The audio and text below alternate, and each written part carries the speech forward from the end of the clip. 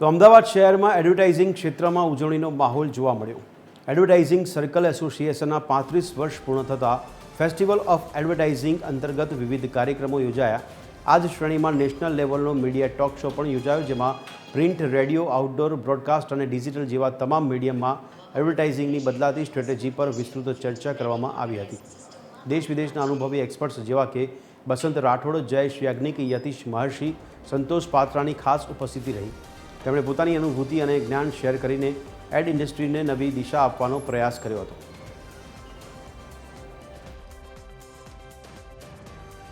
એડવર્ટાઇઝિંગના different medium છે। Digital recently uplift થયેલું જાણીતું મીડિયમ બન્યું છે યંગસ્ટર્સમાં, પરંતુ આજે આ ટોક શોનું મેઇન પોઝિટિવ સાઇન એ જ છે પાછું કે જેની અંદર આપને જાણવા મળશે કે એકલી ડિજિટલ એડવર્ટાઇઝિંગ કરી શકાય છે કે ઓનલી પ્રિન્ટ મીડિયા લેવાય છે કે એનું કોમ્બિનેશનમાં પ્લાનિંગ થતું હોય છે।